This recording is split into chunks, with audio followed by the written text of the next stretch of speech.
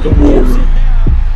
How's it, guys, and welcome to the first episode of the War Room. I'm Zelim Nel, this is Mark Keohane, and we're going to be chatting about potential Springbok team, sort of solving some fictitious crises for the Springbok squad. Yeah, if we put it out to the people, it's the third, or if there's going to be a fourth test against the Lions, we don't know yet. The third test, it's 1-1 in the series. The 15 Springboks we would pick can't play for whatever reason. COVID, it's got them. So Willie le Roux would be our 15. We're quite unanimous on that. Right. Unless something changed between when we walked in and when we walked out. Something happened in Japan. Yes, Harold Fassi has slipped you something else and you've changed your vote. So Willie le Roux can't play, and we do have Mpimpi and Colby on our winners. Right. Who would slot in at fullback in that third test, the decider against the British and Irish Lions, who in this instance have won the second test, so they're coming in with a bit of momentum. What are our options? Wow. Okay, well, I mean, at short notice we're talking about here. Who's starting at 10? Are we saying Handre's playing? Handre's playing for now. Let's just focus on the back three. Okay, so we've got Cheslin on the one wing, we've got Mpimpi on the other, and now we need a fullback. Billy is out. Who is the 15? Oh, mate, the options aren't great. I mean, it's quite sad to say. Have you got Percy's I've email spoken address? to Percy. He's back in training, and Andre Joubert has said that he will consider a 15-minute cameo. I've said to them, maybe for the fourth test when we've decided the series. Okay, so looking at our options locally, the top four. It's Messi. Oh, thank God it's not Messi, otherwise we wouldn't be in a spot of bother. But the kid from the Lions, Tian Swanepoel, we got Fassi. Yep. Damian Willemse, he's been playing at 15 for the Stormers. That's right. And the Bulls, Gio Aplon's been injured, and we've had Creel playing at 15. Yep. And then overseas, we got Dylan Lates playing 14/15. Anyone else playing 15? Oh, not that I can think of. I mean, who is there? He's at La Rochelle late, doing good things. I don't know, you should have done your research before we started, There's mate. nobody else there. There's nobody else over there playing fullback. And the other one I'm going to throw in, because I throw him into any mix. Francis Steyn. Oh, you have to have him. Yeah, he's the guy. For the next Lion series, I'll be bringing him in as well. Listen, he's the guy. He came on against Wales and England at the World Cup. He replaced Willie le Roux and played fullback. I don't think he fits into his 2007 Speedo anymore, but he did a job there. He's got 67 caps. He's experienced. Massive boot. He certainly doesn't fit into his 2004 Springbok jersey. Well, 2006 one when he made his debut. When he scored that wonderful try and was the Bosch man of the match at Lansdowne Road against Ireland when they played in the centenary jerseys. But I'm going to put him on the back burner for now. Let's just look at the merits of the other guys. Okay. Let's start with Fassi, because I know Rassie rates Fassi. Hey. And if Rassie rates Fassi, why are we having this discussion? But we're having it because we can, okay? Right. And everyone loves to be a selector.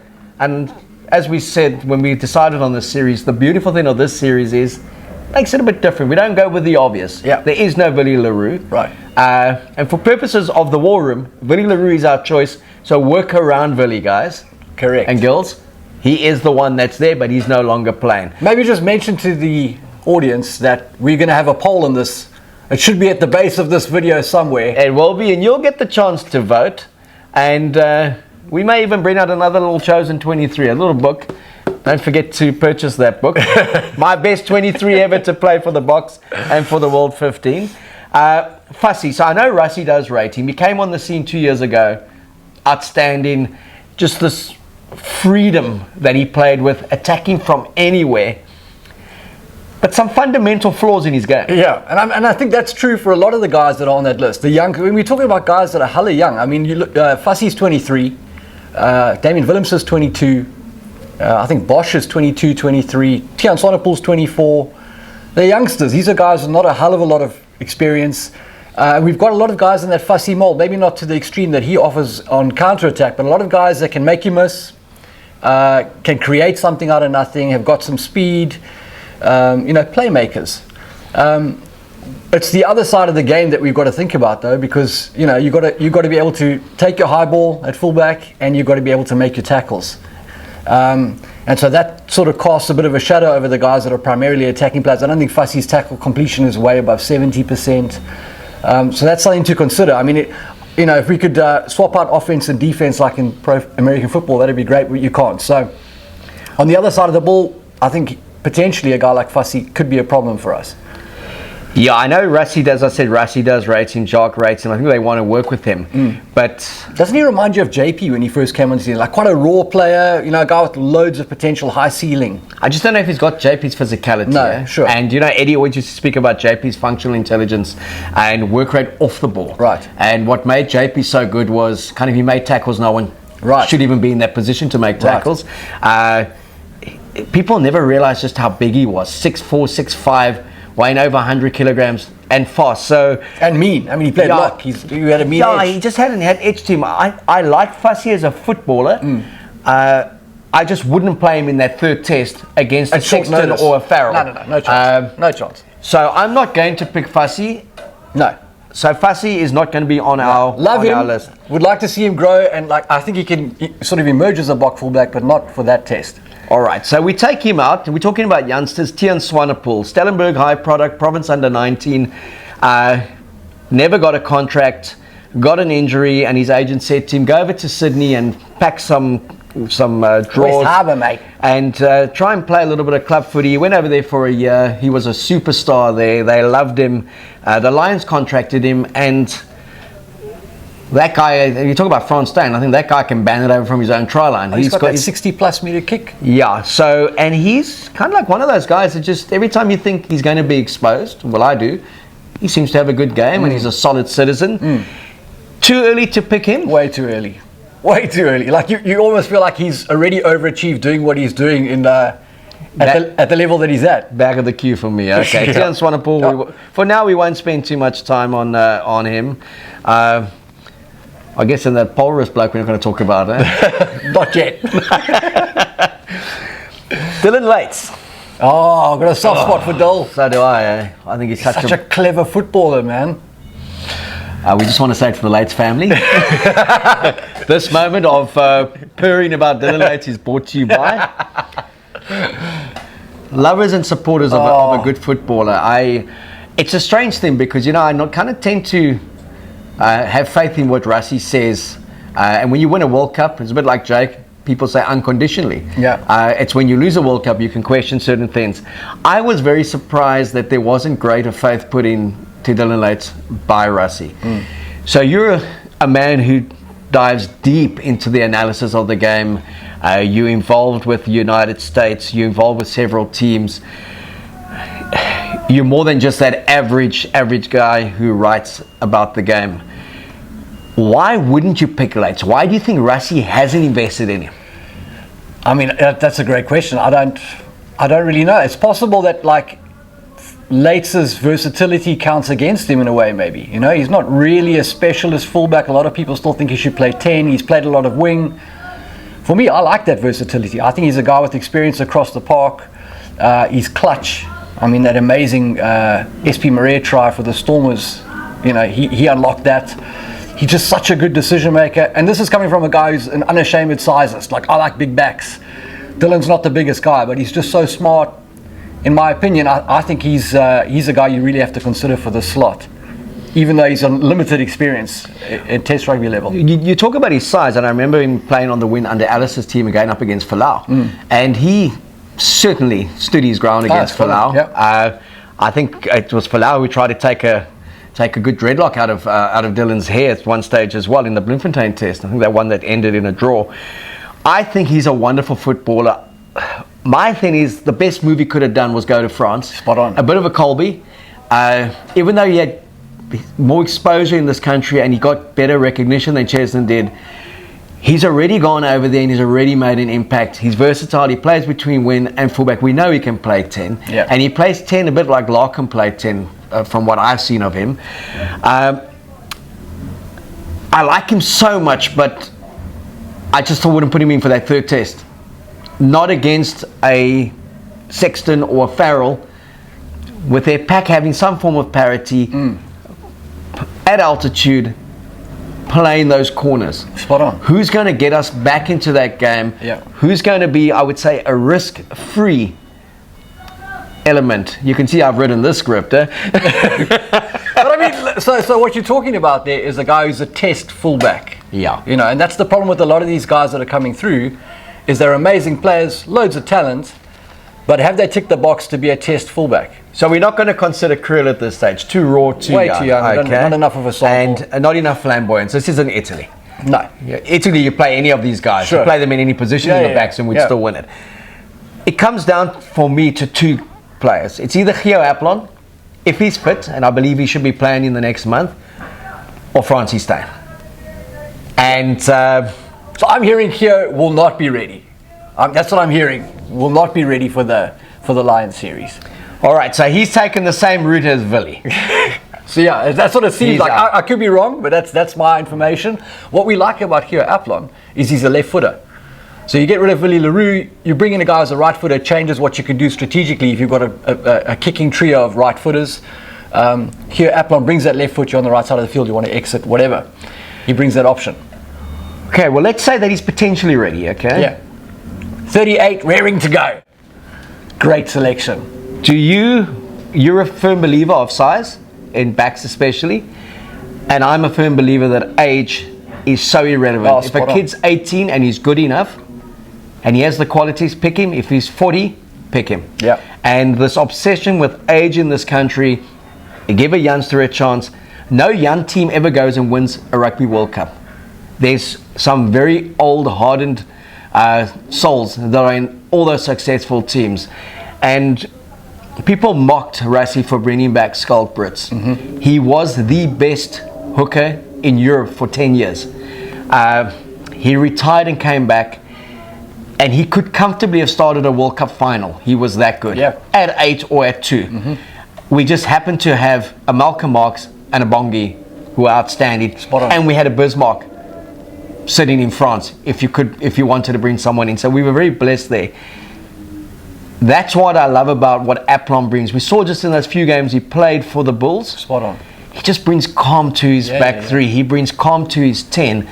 And he's not overawed by the occasion. So for me, he's one of the names I would look to in Bimley. Definitely. But especially at that short notice like we're talking about. This isn't a guy we're going to groom for 3 games before this decider. He's coming in now hot. You need experience. But in the context of our grouping and the scenario that we have painted, and yes, it's a worst case scenario, and I think that's what makes this series fun, because we're going to take our top 15, our run on 15 out of the equation and say, if we had lost that whole 15, do we have a 15 capable of still winning that decisive third test? Right. And that's going to tell us, do we have depth for this series or not? Yep. Because on the surface, everyone says, oh, you got a lot of depth. But then you don't have depth in one position, and that changes the dynamic. Weakest link, yep. You know, Liverpool in the soccer, they lose Virgil van Dijk, they shift Game around, they're not the side they were. So I think as we go through 15-1, we're going to see just how decisive certain players are to the series. I'd agree with that. And either how good number 2 is coming in, or the gap between 1 and 2. Yeah. So we're saying Swanepoel too young at the moment, or not too young. Small sample, haven't seen enough of him. Overachiever, maybe a step too far. You'll be shocked if he ever wears the green and gold. Fassi will play for South Africa, but hopefully against Italy first, and not against the British and Irish Lions. Damian Willemse, wow, I know you love him. I love him as a footballer. I'm driving the Damian Willemse train. I love that guy. Rassie also rates him. I know that. He's told me he rates Fassi, he rates Willemse. I think if there had been rugby last year, Fassi would have been picked already, and he got injured. Willemse, he's in the mix. He's been there. I don't think the national selectors are convinced that 10's his position. There's a theory that he may ultimately end up 5 years down the line as a 12. He's got the size. I think that's a great place for him to start. He could add a dimension there in terms of the offload, kind of committing 2 tacklers. Yep. But for now, do you think 2 years in the national setup is enough for him to say, pick me at 15? Or do you think, oh my God, he's going to have a brain implosion? So I'm of the belief that Damien is a 10 and not a 15. I like him at 10, and in a way I think it's his 10 qualities that have got him on the radar for the Box, because Willie slots in at that first receiver. You've got Andre, sort of a very direct runner. Willie comes in at first receiver of second, third, fourth phase, whatever it is, and they use him to create play. And I think Damien can do that same job. But yeah, I just prefer him at 10. I think that's where his future is, and he's sort of in limbo at the moment, where even at his home club he's having to flip between 10 and 15 to plug some holes. And you know, there's been a lot of criticism of his form, so he's a guy who's sort of regaining his form and sort of finding his feet still. I don't think now would be the right time to throw him in a massive series in the decider. And I take it you wouldn't throw Kerwin Bosch in? So that's the flip side. Like I think Kerwin's boot is the best in the country. Matt can control the field, flip the field anytime you want, but he seems to be terrified of contact. And so how do you hide a guy like that at fullback? It's, you know, you'd be in trouble. And he wants to play 10. So I don't think that would work either. I don't know what's your take on Kerwin's. I love his boot. I think Kerwin Bosch should get on a plane, go to France. He'd be the wealthiest player in the world for the next 10 years. That's not a bad call. They'd protect him. He'd play 10 at a French club, go to one of the better ones. He'd kick 200 points a season, and he would be Le Boot. I don't think he's good enough for Test rugby. And when I talk Test rugby, I'm talking England, Ireland, Wales, All Blacks, potentially the odd French team, and a rejuvenated Australian team. Yep. And I don't even put the Pumas in that mix. I'm not talking the other 8 matches you're going to play in the season. Would I entrust Kerwin Bosch in the biggest game? No. Not at 10 or not at 15. Do I think he's a talented player? Massively. Right. But it does take a particular skill to play Test rugby and to be a fine Test player. And I think when I look at the comments on social media and the passionate South African fans, not even as bad as the New Zealand fans, they're even worse when you look at their social media comments. You know, they wanted to kick McCaw out, they wanted to kick Carter out in the 2015 World Cup, they wanted to play whoever was playing well at Super Rugby. Yeah. There is a huge difference between certain players just know how to play the big games and the big moments, and Willie le Roux is one of them. And if you take the criticism he got during the World Cup, and he was playing to a particular strategy, and that he started doubting himself because of social media, and he went to Rassie and he said, drop me, and Rassie said, are you mad? You add such a dimension that the public will never see. Yeah. What you create off the ball, what you create with your decoy running, what you create when you come in at 10, it's not a straight swap, drop him and pick the next 15. Yes. So when I'm looking at this scenario, I'm thinking the Lions have got either a Sexton or a Farrell at 10 who play the percentages well, big game experience, they've been around. Yeah. Which fullback do I take in that gives me the comfort of a Willie le Roux? And I would honestly go with Steyn. And I think having the pace of Colby and Mpimpi, and especially the off-the-ball work rate playing back, you can still get away with this lack of pace that he would have. Yes. What's your thoughts on that? Yeah, I think France is the obvious choice. I think he's the safe bet. I worry about whether he's the guy that can come in at first receiver later on and be as dynamic as somebody like Willie is in that role. And I wonder what the impact of that is on our attack. But in terms of Test rugby, it's a decider. You've got a 67 cap guy, and the next guy down has got 14 Test caps to his name. It's a no-brainer. You've got to go with the experienced guy with the monster boots, won the biggest games already. He's won a Lions series. Why not? And what a send-off for him. 82nd minute, 55 meters. Thanks for coming. Victory again. I mean, he'll be wrestling Mornay Steyn for that kick, wouldn't he? I mean, or Andre Pollard for that kick. Well, Pollard won't be playing because our first choice guys are all out. Correct. So it's going to be a bun fight. Which Steyn gets to the ball first? One of them's got to kick it. Zals, it's been a pleasure. Yeah, it's been great. We're going to get everyone to vote. It's going to be Tian Swanepoel, Frans Steyn, Fassi, Damien Willemse, Cheslin Colby, Dylan Lates, Geo Aplon, Creel, and Kerwin Bosch. Kerwin Bosch. Boshy. Which 15 would you play if Willie le Roux can't play that deciding test against the British and Irish Lions? Welcome to the War Room.